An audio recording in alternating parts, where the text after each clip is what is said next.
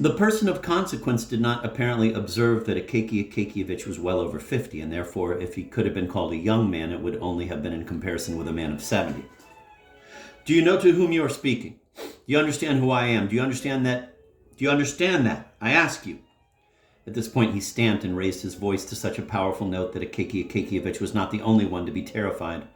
Akaky Akakievich was positively petrified. He staggered, trembling all over, and could not stand. If the porters had not run up to support him, he would have flopped on the floor. He was led out almost unconscious. The person of consequence, pleased that the effect had surpassed his expectations, and enchanted at the idea that his words could even deprive a man of consciousness, stole a sideway glance at his friend to see how he was taking it, and perceived, not without satisfaction, that his friend was feeling very uncertain and even beginning to be a little terrified himself. How he got downstairs, how he went out into the street, of all that Akaky Akakievich remembered nothing. He had no feeling in his arms or his legs. In all his life, he had never been so severely reprimanded by a general, and this was by one of another department, too. He went out into the snowstorm that was whistling through the streets with his mouth open, and as he went, he stumbled off the pavement. The wind, as its way is in Petersburg, blew upon him from all points of the compass and from every side street.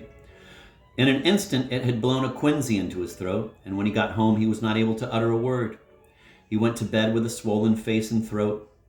That's how violent the effects of an appropriate reprimand can be. Next day, he was in a high fever. Thanks to the gracious assistance of the Petersburg climate, the disease made more rapid progress than could have been expected. And when the doctor came, after feeling his pulse, he could find nothing to do but prescribe a poultice. And that simply so that the patient might not be left without the benefit of medical assistance. However, 2 days later, he informed him that his end was at hand, after which he turned to Akaky Akakievich's landlady and said, "And you had better lose no time, my good woman, but order him now a pine coffin, for an oak one will be too expensive for him." Whether Akaky Akakievich heard these fateful words or not, whether they produced a shattering effect upon him, and whether he regretted his pitiful life, no one can tell, for he was constantly in delirium and fever. Apparitions, each stranger than the one before, were continually haunting him. First he saw Petrovich and was ordering him to make an overcoat trimmed with some sort of traps for robbers, who were, he believed, continually under the bed, and he was calling his landlady every minute to pull out a thief who had even got under the quilt. Then he kept asking why his old dressing gown was hanging before him when he had a new overcoat.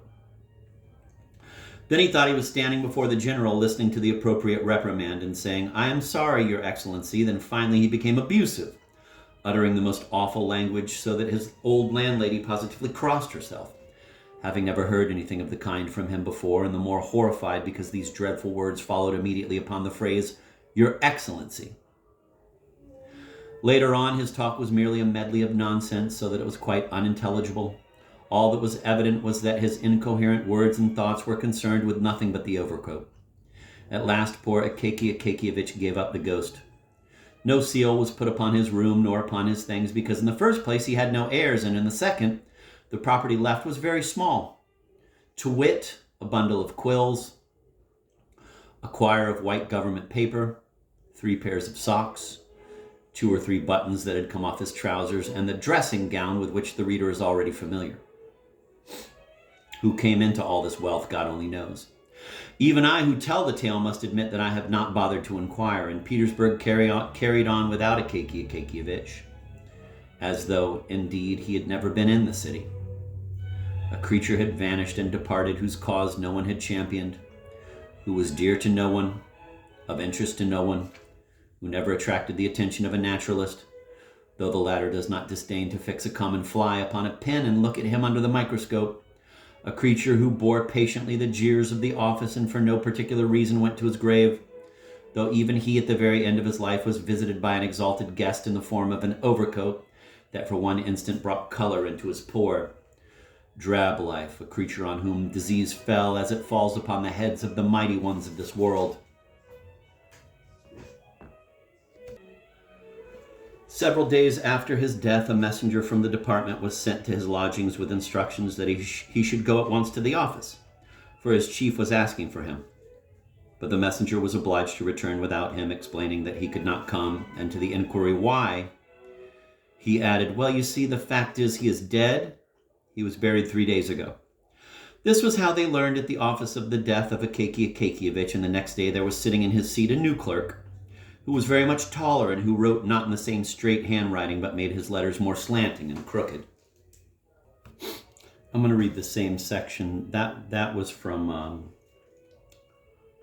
Constance Garnett translation. This is from a Pavir Volokonsky translation. The important person seemed not to notice that Akaky Akakievich was already pushing 50, and so even if he might be called a young man, it was only relatively, that is, in relation to someone who was 70 years old. Do you know to whom you are saying this? Do you realize who is standing before you? Do you realize that? Do you realize, I ask you? Here he stamped his foot, raising his voice to such a forceful note that even someone other than Akaky Akakievich would have been frightened by it.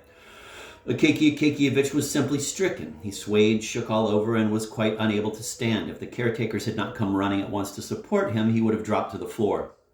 He was carried out almost motionless, and the important person, pleased that the effect had even surpassed his expectations, and thoroughly delighted by the thought that his word could even make a man faint, gave his friend a sidelong glance to find out how he had taken it all, and saw, not without satisfaction, that his friend was in a most uncertain state and was even, for his own part, beginning to feel frightened himself.